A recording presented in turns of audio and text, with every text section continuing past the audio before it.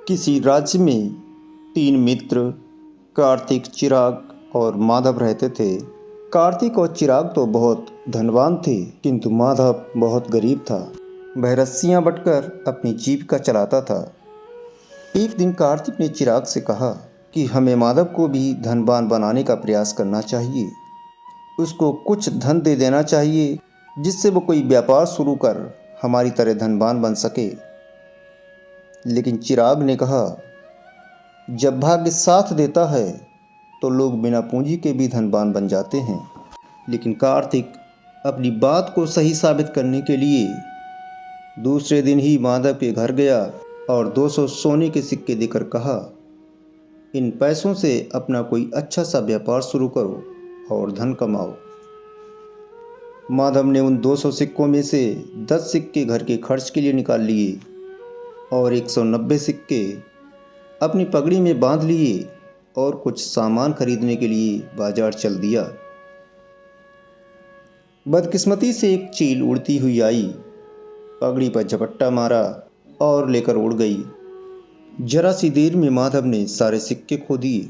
दुखी मन से माधव घर लौट आया। कुछ दिन बाद दोनों मित्र हालचाल लेने आए तो देखा माधव की हालत वैसी की वैसी ही है। माधव बोला, मेरा तो नसीब ही खराब है। मैं सोने के सिक्कों को पगड़ी में बांधकर बाजार जा रहा था, तभी एक चील ने झपट्टा मारा और पगड़ी लेकर उड़ गई। कार्तिक ने उसकी बात पर विश्वास कर लिया, लेकिन चिराग को विश्वास नहीं हुआ। उसने सोचा कि माधव ने जरूर वो सिक्के फिजूल खर्च कर दिए होंगे और अब कहानी बना रहा है। कार्तिक ने हमदर्दी दिखाते हुए फिर 200 सिक्कों की थैली माधव को दी और कहा, कम से कम अब कोई अच्छा सा काम धंधा शुरू कर देना। माधव ने थैली लेकर एक भूसे से भरी टोकरी की तह में संभाल कर रख दी और किसी जरूरी काम से बाहर चला गया। जब वो लौट कर आया, उसे टोकरी कहीं नजर नहीं आई तो वो परेशान हो उठा। उसने अपनी पत्नी से टोकरी के बारे में पूछा। पत्नी बोली, एक अनाज बेचने वाला आया था, मैंने कुछ अनाज खरीदा। मेरे पास पैसे नहीं थे तो मैंने उसको अनाज के बदले भूसे की टोकरी दे दी। माधव अपना माथा पीट कर रह गया। कुछ दिन बाद दोनों मित्र उससे मिलने आए। इस समय माधव बहुत बीमार सा और कमज़ोर हो गया था। उसकी हालत बहुत ख़राब थी। उसके कपड़े चिथड़े चिथड़े हो चुके थे।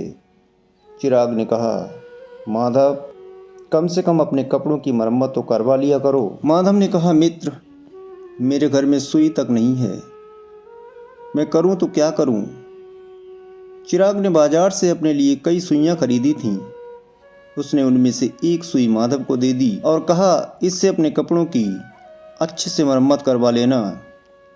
ये कहकर दोनों मित्र अपने घर लौट गए। उसी शाम पड़ोस के एक मछुआरे की स्त्री माधव के घर आई और उसकी पत्नी से बोली, हमारे घर वाले कल सुबह मछली पकड़ने के लिए जा रहे हैं, मुझे जाल की मरम्मत करनी है। अगर तुम्हारे पास सुई हो तो दे दो। मैं तुमसे वादा करती हूँ कि जाल में जो मछली सबसे पहले फंसेगी वो मैं तुमको दे जाऊंगी। माधव की पत्नी ने सुई दे दी। अगले दिन शाम को उस मछुआरे की स्त्री एक बड़ी सी मछली माधव के घर दे गई। माधव की पत्नी ने जब मछली को काटा तो उसके अंदर से एक शीशे जैसी बेहद चमकीली चीज़ निकली। माधव उसे लेकर शहर के कई जौहरियों के पास गया। वो शीशे जैसी चमकदार चीज़ वास्तव में एक बेशकीमती हीरा था। शहर के एक बड़े जौहरी ने वो हीरा 20,000 सोने के सिक्के देकर खरीद लिया। इसके बाद माधव ने उन सिक्कों से बहुत सारी ज़मीन जायदाद बना ली, एक आलीशान घर बनवाया और घर के पास ही रस्सी बनाने का एक कारखाना खोला और दिन रात मेहनत करके कारोबार करने लगा। जब उसके दोस्तों को ये पता लगा कि माधव एकाएक धनवान बन गया है तो वे उससे मिलने आए। माधव के ठाट बाट और अमीरी देखकर कार्तिक ने उससे कहा, माधव, मैंने तुम्हें जो धन दिया था उसी से व्यापार करके तुम इतने अमीर व्यक्ति बने हो ना। तब माधव ने उसे पूरी बात बताई। ये सुनकर चिराग ने कहा, जब भाग्य ने साथ दिया तो माधव मेरी दी हुई छोटी सी सुई से धनवान बन गया। लेकिन कार्तिक को इस बात पर विश्वास नहीं हो रहा था। वे तीनों माधव के नए घर में गए। उसी समय घर के पिछवाड़े एक पेड़ से उसके बच्चों ने एक घोंसला गिराया था। उसमें माधव की वही टोपी निकली जो चील झपट्टा मारकर ले गई थी। पगड़ी के एक छोर पर पूरे 190 सोने के सिक्के बंधे हुए थे। उसी समय उसका नौकर भूसे की एक टोकरी खरीद कर लाया था और बैलों के खाने के लिए उनके सामने भूसा डाल रहा था, तो टोकरी की तह में रखी थैली मिली जिसमें 200 सोने के सिक्के निकले।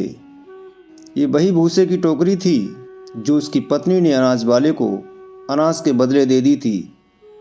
अब कार्तिक को पूरा विश्वास हो गया था। उसने चिराग से कहा, वाकई जब अच्छे दिन आते हैं तो एक छोटी सुई भी सौभाग्य का कारण बन जाती है। तो दोस्तों, इसलिए कहा गया है कि जो किस्मत में लिखा है वो कहीं से भी भाग कर आ जाएगा, और जो किस्मत में नहीं है वो आकर भी भाग जाएगा। इसलिए ज़्यादा चिंता मत करो, सिर्फ अपना कर्म करते रहो।